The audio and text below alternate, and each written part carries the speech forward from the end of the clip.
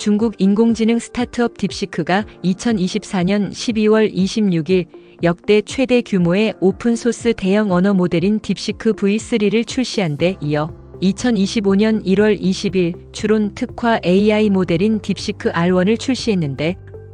미국 빅테크가 들인 비용의 10분의 1 비용으로 미국 빅테크의 최신 AI 모델의 성능을 능가했다는 사실에 세상이 발칵 뒤집혀졌습니다. 딥시크는 단숨에 구글과 애플 앱스토어에서 가장 많이 다운로드된 앱이 되었고 엔비디아를 비롯한 전 세계 빅테크의 주가가 폭락했지요. 그러나 곧바로 딥시크 앱이 대규모 사이버 공격을 당하고 많은 기관과 전문가들이 딥시크의 보안과 개인정보 보호 정책 내용에 우려를 표명하자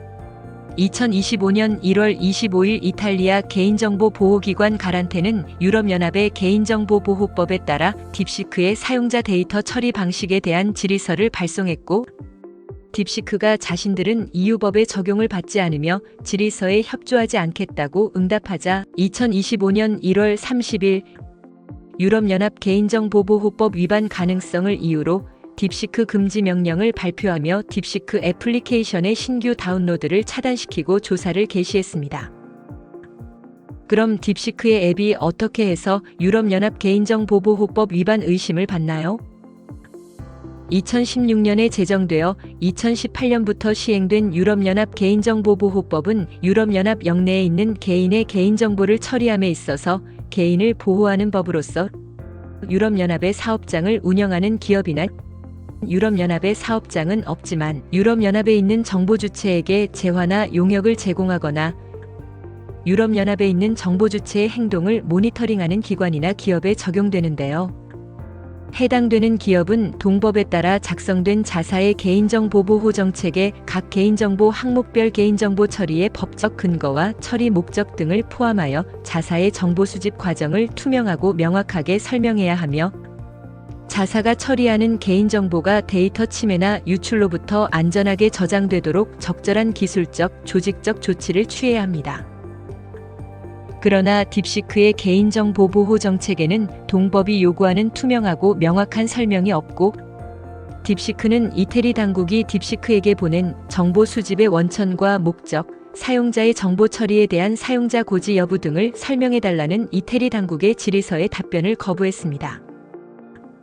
또 동법은 유럽연합에 있는 개인의 개인정보를 제3국으로 전송할 때 위험성 평가를 거치고 엄격한 안전조치를 갖출 것을 요구하는데 딥시크는 중국에 있는 서버에 개인정보를 저장하고 데이터 전송 시 적용되는 정보보호법을 따른다고 밝히지만 중국으로 데이터 전송의 법적 허용 근거나 적용되는 법이 무엇이고 그 법을 어떻게 따르는지 등 보안 조치에 대한 언급이 없으며 오히려 자신들은 중국법의 적용을 받는다고 약관에 명시하면서 유럽연합 개인정보보호법의 적용을 부정하며 이태리 당국에 협조하지 않겠다는 의사를 밝혀서